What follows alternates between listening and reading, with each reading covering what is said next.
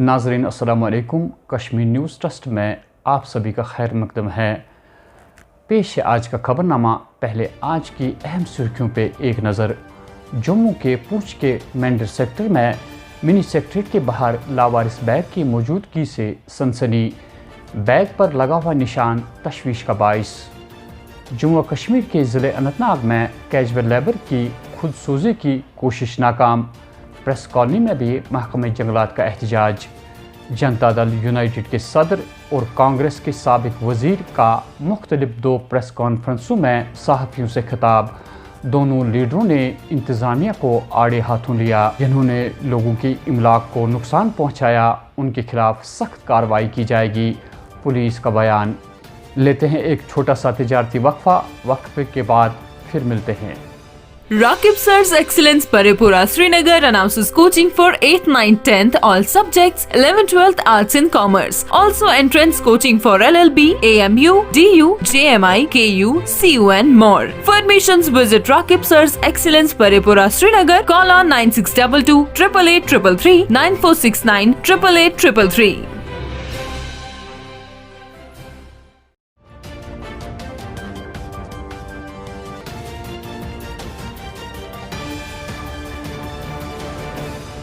अब पेश है खबरों की तफसील।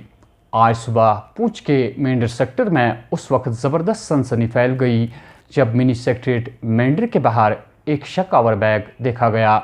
इतला मिलते ही पुलिस पार्टी जाई वारदात पर पहुंची और बैग को अपनी तहवील में लेकर उसे जब्त कर लिया।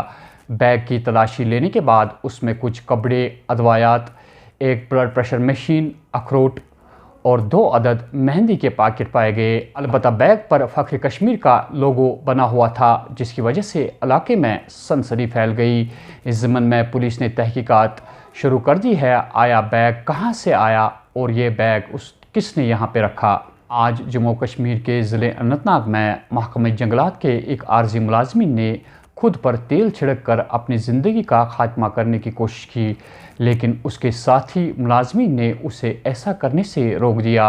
मज़कूरा मुलाजमिन ने वेरीनाग DFO और रेंज ऑफिसर पर इल्ज़ाम आयद किया है कि वो अपनी मर्ज़ी के मुताबिक कुछ मखसूस मुलाजमिन को तनख्वाह वागुज़ार करते हैं और गरीब मुलाजमिन को नज़रअंदाज करते हैं। बाद में रेंज ऑफिसर ने यकीन दिलवाया कि आया मज़कूरा कैजुअल लेबर ने किन वजूहात पर ऐसा करने की कोशिश की पर तहकीकात की जाएगी और जिन आर्जी मुलाजमिन को उजरत नहीं दी गई है उन्हें भी तनख्वाह वागुज़ार की जाएगी। इधर आज प्रेस कॉलोनी श्रीनगर में भी आल JND के फॉरेस्ट कॉरपोरेशन एम्प्लॉइज़ यूनियन के बैनर तले महकमे जंगलात के मुलाजमिन ने एहतजाज करते हुए इंतज़ामिया से पिछले 4 महीनों की तनख्वाह वागुज़ार करने की मांग की। बसूरत दीगर रवा महीने की 10 तारीख को एहतजाज करेंगे। President forest corporation employees union आज यहाँ पर फॉरेस्ट कॉरपोरेशन के मुलाजमीन सड़कों पर आए हैं और मुजाहिरा कर रहे हैं। ये मुजाहिरा इसलिए हो रहा है कि 1 अप्रैल 2020 को फॉरेस्ट कॉरपोरेशन को यकतरफा फैसला लेकर कंपनी की सूरत में वजूद में लाया गया और तब से लेकर 8 महीने से मुलाजिम सड़कों पर रो रहे हैं। पिछली बार 3 महीने का तनख्वाह वागुज़ार किया गया और आज 4 महीने के तनख्वाह से मुलाजिम महरूम हैं।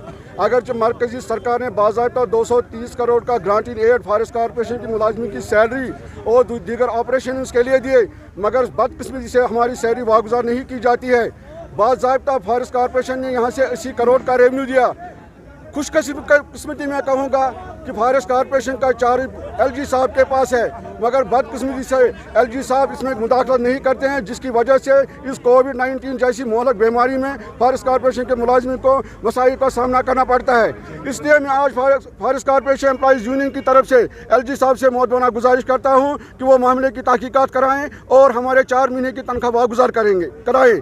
अगर हमारी तनख्वाह 10 दिन के अंदर अंदर वागुज़ार न की गई तो मुलाजमीन फॉरेस्ट कॉरपोरेशन मजबूरन जम्मू का रुख करेंगे और 16 तारीख को वहाँ पर राजभवन के सामने एक जोरदार एहतजाजी मुजाहिरा होगा। आज एक प्रेस कॉन्फ्रेंस के दौरान जनता दल यूनाइटेड के सदर GM शाहीन ने इंतज़ामिया को आड़े हाथों लेते हुए इल्ज़ाम आयद किया कि इंतज़ामिया की गलत पॉलिसियों की वजह से पोलिंग शरह में कमी वाक़ा हुई।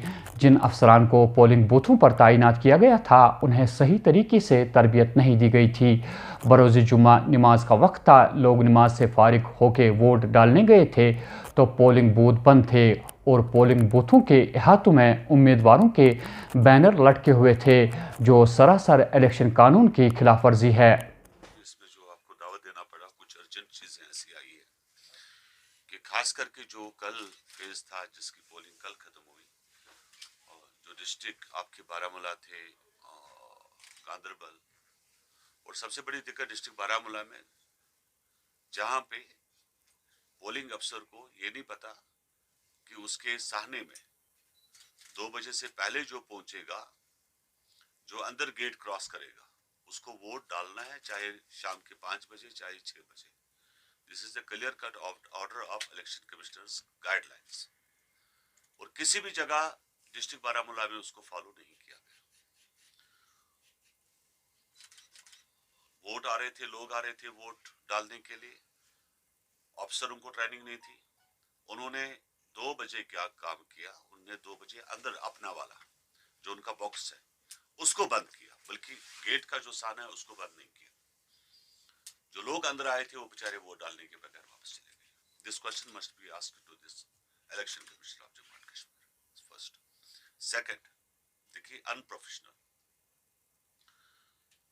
पोलिंग बूथ के अंदर किसी पार्टी का बैनर नहीं होना चाहिए। I will give you hundreds of examples जहां पर काफी सारी पार्टीज ऐसी थी जिनके बैनर अंदर लगे हुए थे। साबिक वजीर और कांग्रेस के सीनियर लीडर पीरजादा मोहम्मद सईद ने आज प्रेस कॉन्फ्रेंस के दौरान इल्ज़ाम आयद किया कि सरकार ने उनके इलेक्शन में हिस्सा लेने वाले उम्मीदवारों और कांग्रेस लीडरान को सिक्योरिटी फराहम नहीं की। पीरजादा मोहम्मद सईद का कहना था कि उन्होंने यहाँ की इंतज़ामिया को इस बारे में फ़ोन पर भी रब्ता कायम करने की कोशिश की, लेकिन उन्होंने कभी फ़ोन उठाने की जहमत नहीं की। कि यहाँ सिक्योरिटी के अफसर 4-4, 5-5 साल से बैठे हैं अपने ओहदों पर, और पता नहीं है वो क्या करते। टेलीफोन तक नहीं उठाया जाता है। अगर टेलीफोन उनको कोई करे कि मुझे सिक्योरिटी दीजिए या कुछ, वो टेलीफोन पर जवाब नहीं देते हैं। ये है यहाँ एक अफसर के बारे में जो कश्मीर सिक्योरिटी का इंचार्ज है, 4 साल 5 साल से बैठा है, और पता नहीं है क्या क्या क्या गुल खिलाए हैं उसने अपने दफ्तर में, और उसकी तहकीकात होनी चाहिए। और इसका सवाल मैं पार्लियामेंट में भी उठाऊंगा कि जो यहाँ सिक्योरिटी की तरफ से लैप्सेस है वो किस तरह से है, और किस तरह परेशान किया जाता है अपोजिशन के लोगों को। गाड़ियाँ अलाट की है बीजेपी के लोगों को, गाड़ियाँ अलाट की है अपनी पार्टी के लोगों को। बाकी पार्टियां कहाँ जाए, वो कंप्लेन भी नहीं कर पाते हैं। इनको एक आदत थी कि इलेक्शन में 3%, 2% वोट पड़ते थे तो अपने नुमाइंदे बनाते थे, लेकिन आज वो ज़माना चला गया।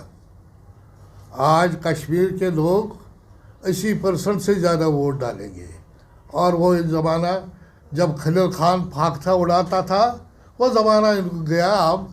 और आज लोग कश्मीर के बड़े उनको एक जागृति आई है, और वो अपने कीमती वोट का इस्तेमाल करेंगे, और ऐसे लोगों को कभी भी बर्दाश्त नहीं करें जो फिरक परस्त लोग हैं, उनको कभी बर्दाश्त नहीं करेंगे। और हमने ये फैसला किया है कि फिरक परस्त लोगों को सामने आने नहीं देना है, और कश्मीर के लोग भी चाहते हैं कि यहाँ सेकुलर पार्टी सामने आए और अच्छे अच्छे लोग सामने आए। हम भी अच्छे लोगों की मदद करते हैं, और अच्छे लोग सामने आने चाहिए। जनूबी कश्मीर के ज़िला पुलवामा से खबर है कि 4 और 5 तारीख की दरमियानी शब को चंद नामालूम अफराद ने बहुत सारी इमदाद को तहस नहस कर दिया। गाड़ियों के शीशे चकनाचूर किए, यहाँ तक कि खुश्क घास को भी नजर आतश किया गया। पुलिस बयान के मुताबिक जिन अफराद ने डिस्ट्रिक्ट डेवलपमेंट काउंसिल इलेक्शन में अपने वोट डाले, उन्हीं लोगों की इमलाक को नुकसान पहुंचाया गया है। इस बारे में पुलिस ने सख्त नोटिस लेते हुए उन अफराद के खिलाफ कार्रवाई करने का वादा किया जिन्होंने इस इमलाक को नुकसान पहुंचाया है।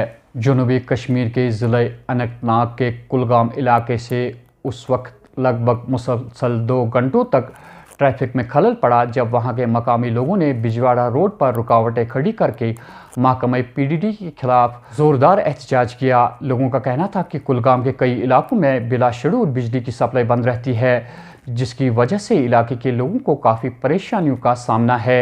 बच्चे इम्तहानात देने में मशगूल है, लेकिन बिजली सप्लाई बंद रहने से वो इम्तहानात की तैयारी नहीं कर पाते हैं। आखिर में तहसीलदार और एग्जीक्यूटिव इंजीनियर की मुदाखलत के बाद एहतजाजी हुजूम ने अपना एहतजाज ख़त्म किया। आज मरहूम शेख मोहम्मद अब्दुल्ला के 115वें यौम पैदाइश पर उनके मकबरे वाक़ नसीम बाग हज़रत बल में नेशनल कॉन्फ्रेंस के कारकुनान, मुख्तलिफ सियासी व समाजी जमातों के नुमाइंदों के अलावा डॉक्टर फ़ारूक और उमर अब्दुल्ला ने गुलबारी और फातिह खानी अदा की। तो नाजरीन, ये थी खबरों की तफसीर। दीजिए अपने मेज़बान हया जावेद को इजाज़त। अल्लाह निगहबान।